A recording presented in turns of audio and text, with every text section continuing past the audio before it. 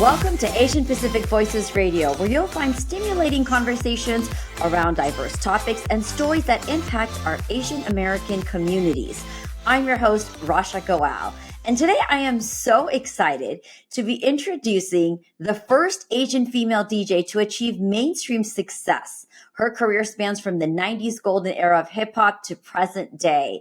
From her groundbreaking appearances on TV shows like Dance 360 and Steve Harvey's Big Time, to her electrifying residencies at top clubs and events around the world, she has truly made her mark. And she's not only a trendsetter in the music industry, but she's also a passionate advocate for diversity and social causes.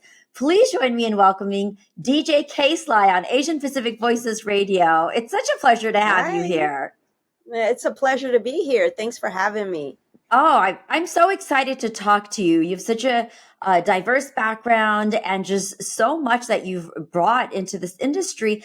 I always talk to people about their background. So now I understand that you were born in Korea and then moved to the U.S. at the age of 1. If you could tell us a little bit about what life was like growing up for you. Well, I don't remember when I was 1, or yesterday, but, right.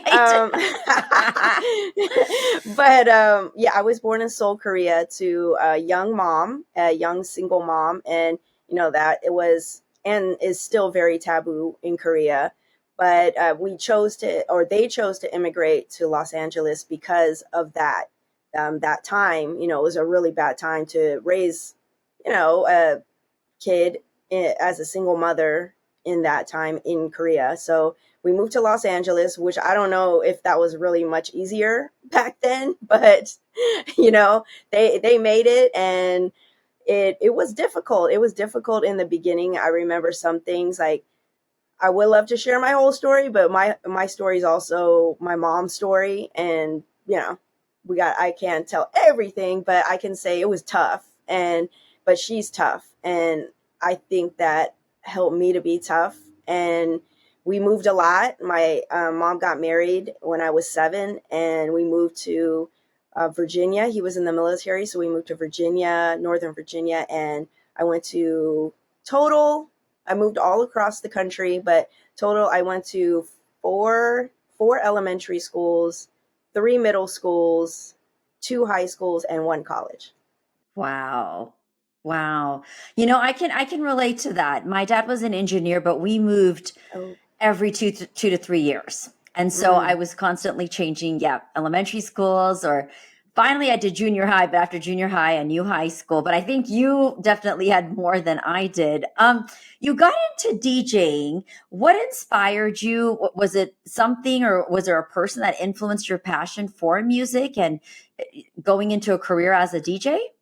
I think friends really influence you. So friends can be a positive or negative influence. And I feel I had really good friends. So throughout my life, no matter where I lived, I always was blessed to have good friends. So I think that was like the greatest thing about moving to different places. You have great diversity, you got great friends, and you get a different taste of music everywhere you go.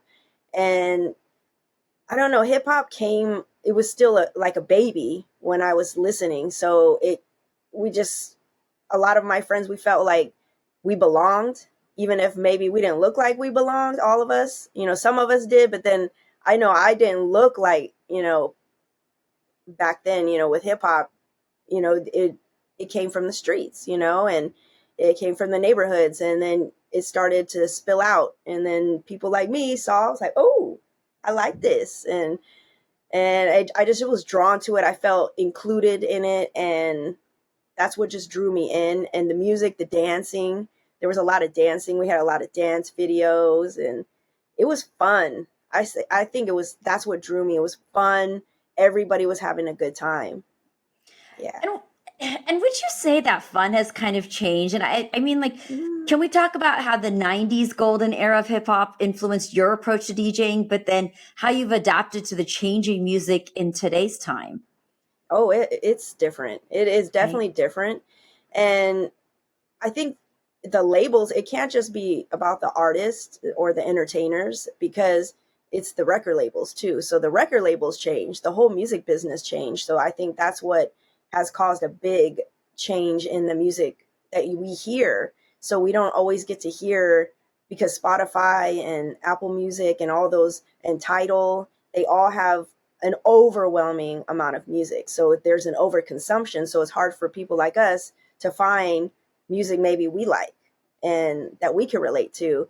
And then, but then you have the record labels and they put out certain music, and then we're hearing the same kind of music constantly. So we're like, oh, like, what is this? You know? And then the radios play the same thing over and over and over for like months. Yeah. And then you're like, oh my God, like, what is this? And then you're going through like Spotify and you're on there for hours trying to make a playlist. So there's that. And then I think that's why DJs are still in existence and we haven't been replaced yet by AI, because we're kind of that in-between person, that middleman, to help you filter, because we have so much going on in our lives and got to leave it to the professionals. We need you guys. Listen, you bring a certain skill set, you know, and you make it look easier. Now you're a music blend. So you blend hip hop, house, R&B, dance hall, and old school funk. So how do you decide what you want to mix, or what's your process when you're creating a set? Ooh, it's really hard now because, like I said, the music, you know, you have so much music, but I think that if you understand people and you're there early, like you show up early to wherever you have to play and you look at your crowd, you kind of feel them out and you just go from there. But I do have a lot of playlists in my laptop, but they don't always go. So I have to kind of sift through each one and just go with the flow. And if I am told in advance what the audience will like, then I can kind of have an idea. But usually I'm able to blend everything because that's where experience and living through decades has helped. And that sounds crazy, but wisdom, that I like your style. Wisdom. That's where it comes in.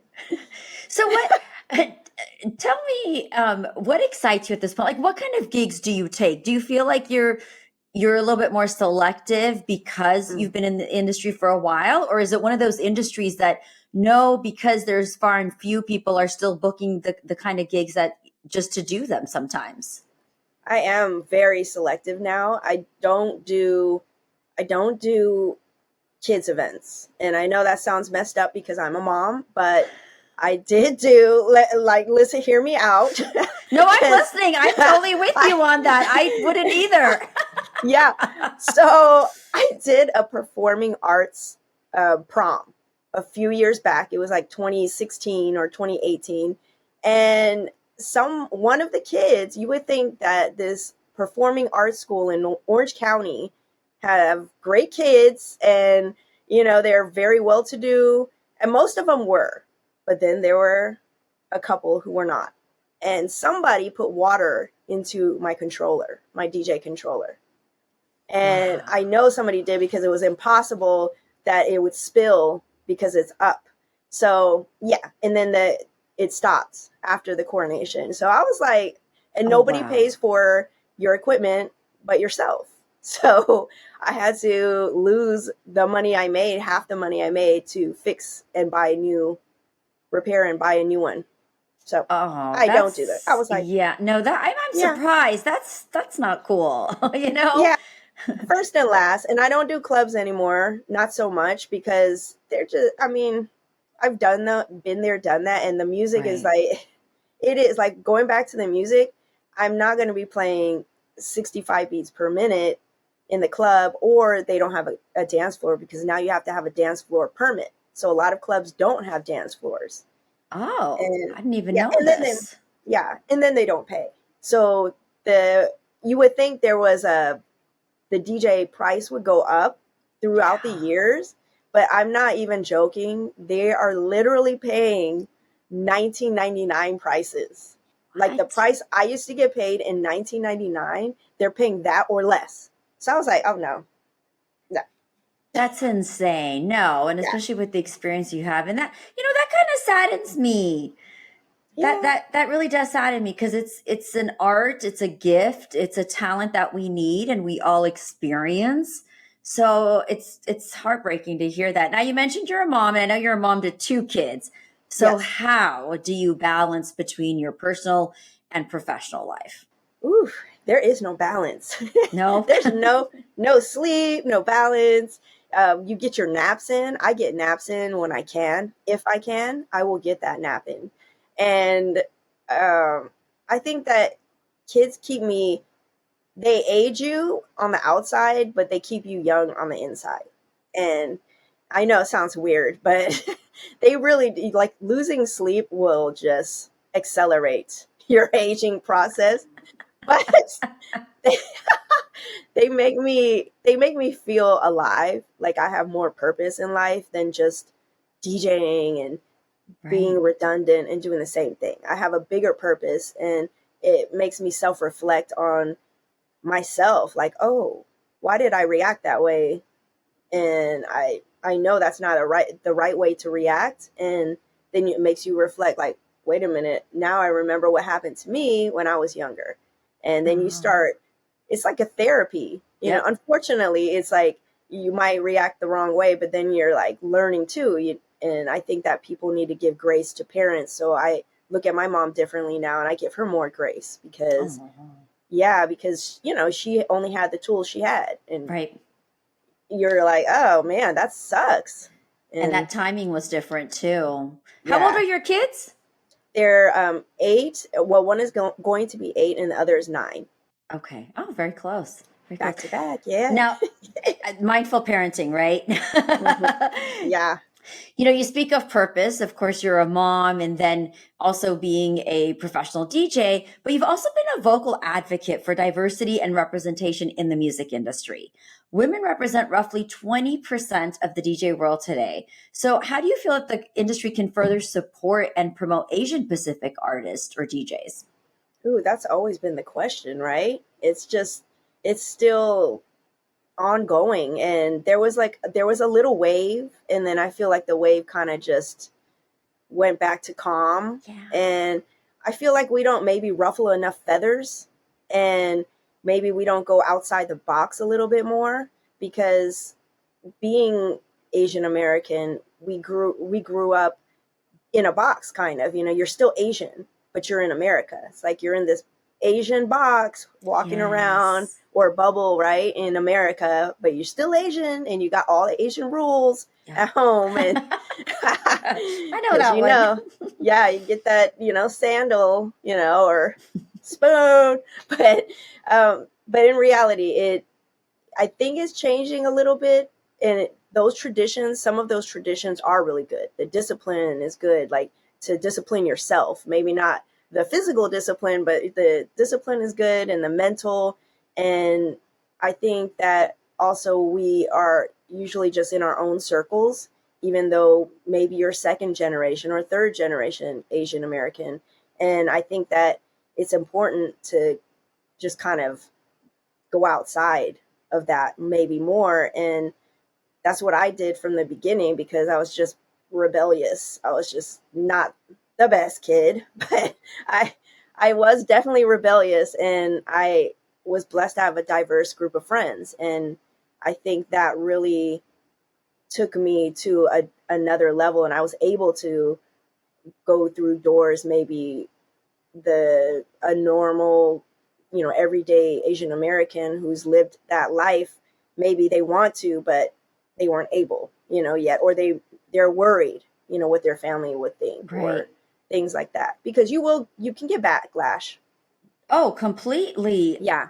Completely. And, I do feel that the diverse experiences do help because I just shared that with somebody a day ago, saying, I think because I moved around so much and I had such a huge friend circle of people from all different backgrounds that helped me shape who I am today. And that's helped me just step into my power and be able to interact with people of all different communities, not just one particular community. I was thinking as you were talking, do you feel like you're seeing more Asian American women DJs, or is that what's that like? Because I'm really intrigued to hear more about that. Well, it started with people seeing more Asian American women as like sexy or whatever, but that wasn't necessarily true, because you had a whole group of other Asian American women, or just Asian women period, around the world, who weren't trying to be, hot. And there's nothing wrong with trying to look good, and or to look good when with what you're doing. There's nothing wrong with that. I think that it became a stigma with Asian women, as always has, right? And in any field we go into. And if you're hot, you're hot. Be hot, girl. And like, some of us are just not, and that's okay. We have different characteristics, we have different talents, and it's not always about the looks. So you had a whole group of Asian women who maybe didn't have the model characteristics that another Asian woman DJ had. And I think that it was just promoted more in the industry on the other side. But now you see a bigger influx of Asian women DJs coming in, who are like, tough, like badass. And then also they're just who they are. They might look really good. They might, just like to wear, a hoodie, and Right. there's nothing wrong with that, but they got skills. And that's the thing. They are disciplined. I know so many women across the board, but they're so disciplined. They're like, and you do have that in the back of your head, like, I got to be as good or better than the guys, and I have to be different, because you don't want to be the same either. Yeah. You don't want to be as good, because what's that going to do? I So love yeah. that. I love that. And it's time to see more of that. So thank you for sharing that. I want to share with our audience too. You have a passion project called Beats and Babies. It's very inspiring. What motivated you to focus on increasing awareness around child sex abuse and human trafficking? So how do you use your platform to make an impact there? Ooh. So with Beats and Babies, I was thinking how to fuse my children and my family life with what I do. So I do like merch and things like that. But then I was like, that's not enough why, because you always need a why. And sometimes you need another why and another why, because you finish that why, you answered that why, and then you got to find another one. And I've always been very just very aware of child sex abuse, because I was also a victim growing up. And it makes me just, when you're younger, you don't have a voice. You don't know how to express yourself. And believe it or not, I didn't know how to express myself. You just act out. And I think that children are the last treasure on this earth. They're the last of any treasure on this earth. And once, like, children are corrupted, the world just gets darker and darker. It's a darker place. And there are so many stories and so many people out there who are survivors and who are strong. And then there are so many people who are fighting for those children around the world, just strangers who are fighting to protect them. And I think that people, because it's so deep and so scary, and it shocks people to the core, that they don't want to hear the stories, and they don't want to hear about it because it scares them or it hurts them. And it did in the beginning for me, but I feel like they're more important than me. I could get over the shock for Right. myself, like, what can I do? Because I feel like when you have children who are unprotected, they can grow up to be like, if you look at criminology, a lot of I watch Netflix documentaries all the time, and most of them who have admitted, most of them have been assaulted as a child, and they became criminals. So I'm not saying it's okay for them to repeat any criminal activity, but it can create a lot of criminals, and the Yeah. pattern is real. So I think that by protecting children, it brings that awareness and can help heal our world. Well, thank you for sharing that. I'm sorry that you had that experience, but that you've also been able to take that and create a Yeah. difference to help others. So thank you for sharing a Thank you. personal part of you. And, Thank you. as I'm sitting here speaking to you, I'm just thinking first Asian female DJ to reach mainstream success. So that's a huge milestone. What does that Thank mean you. to you personally and Yeah. professionally? I didn't think about it when I was doing it. I didn't think like I was like the ugly duckling, just going, I belong here. I didn't know, and nobody, it wasn't a focus on anything. I think maybe now we have more social media, we got more outlets that people focus on, certain people, not everybody, but people just focus or more hyper focused on things like Mm-hmm. that. But now, but back then I didn't have all that, and I just was going, and I felt accepted and loved in the circles I went into, and uh, people helped me, and I also helped people, and it just happened like that by default. And maybe there were people trying, maybe another Asian woman was trying, little girl like me was trying somewhere in her parents' basement, and maybe we were trying at the same time, and that there, I don't take away from that, but to all those people who helped me and gave me their hands, and lifted me up and brought me in or opened the door for me, and I just always appreciate them. I never forget what they've done, and that's why I feel like mentoring is always important. And you should Yes. do the same thing, and you bring people in too. I'm a huge advocate for getting more mentorship as well as being a mentor. It is really about extending that hand as well as having gratitude. What words of wisdom then would you have or advice for people who are aspiring DJs? Well, going back to that last question, it wasn't always easy to be the Asian woman in Yeah. in the DJ world or in the music business period, because there weren't many Asians in the music business at all, and you would always see the one or two at a music conference or a club. You'd be like, oh, there's one other Asian. um, I think that you just have to really believe in yourself. There's nothing more than that, and you have to have a faith. I don't know what people believe, and that's your personal business, in your soul business, but you have to believe in something, and you have to believe in something greater, because if you want to be greater, and you want to go deeper, and you want to find yourself, because this career, it helps you find yourself, any career, I Yeah. believe. So it's not just music and DJing. It's about whatever career path you go on. It's not about that career. It's really about finding who you are. And that's what your destiny is, to find who you are and to help others. And I feel like that's what really helped me, was my faith and my belief in myself. Like nobody except my little sister, nobody believed in me. Like they're like, who is this chick? Like, what does she think she's doing? And it It's a tough is, industry. yeah, It's a tough it industry. is. It is. And you're right. We have to hold faith and believe that we can do it, regardless of what's being shown to you out there. You have any exciting projects or collabs coming up in the next few months or Yeah, years? yes. Hmm.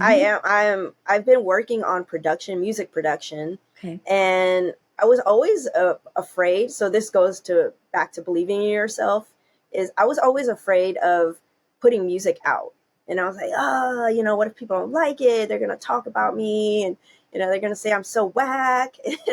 I really got paranoid about it, and it held me back. It paralyzed me, and I just never put music out. So I'm getting back into it, and I'm taking music production classes from someone and who's very good, very talented, Tweak Music Tips, DJ Kova, and he's excellent. So I've been really getting into that, and I'm going to come out with some songs. And I've already made some songs, but I'm going to tweak them, and yeah, I'm excited.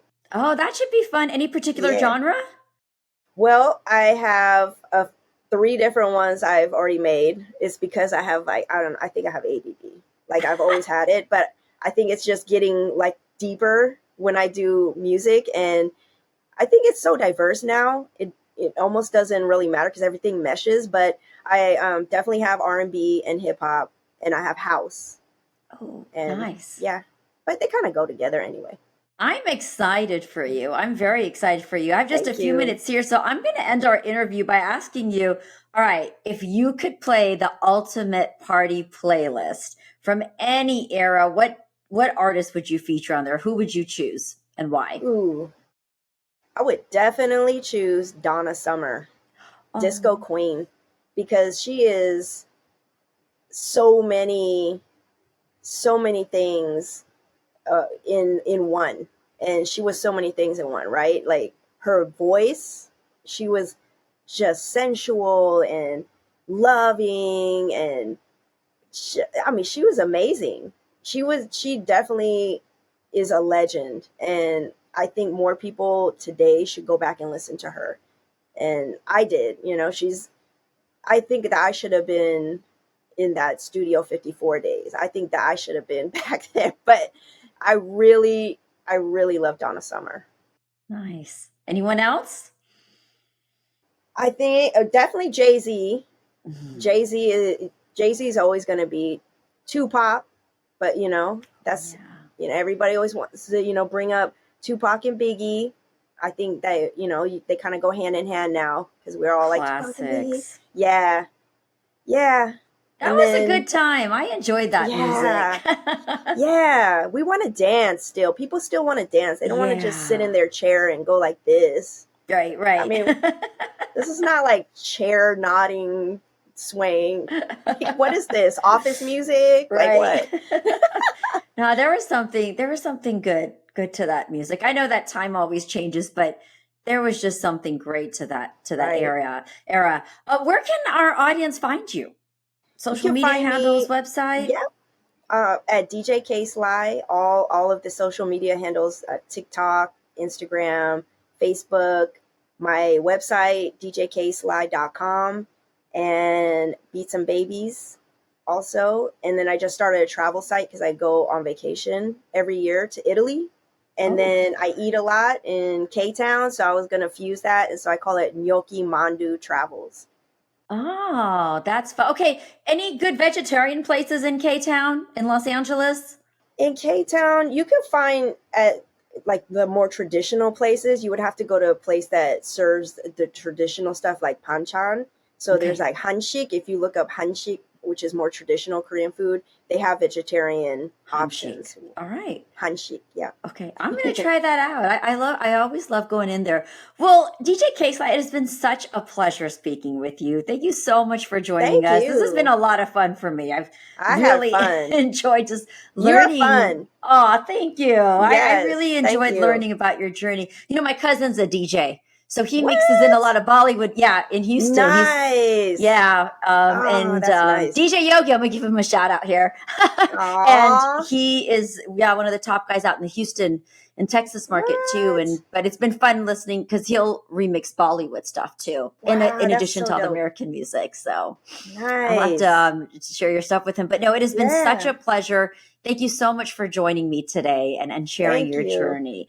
And also for my listeners and my viewers, we'd love to hear from you. So if you have any ideas on topics or any questions you'd like to share, do let us know. And again, don't forget to subscribe to our show on your favorite podcast platform and follow us on Facebook, Twitter X, Instagram, and of course, our YouTube channel. Just a reminder, Asian Pacific Voices Radio is produced by Asian Culture and Media Alliance.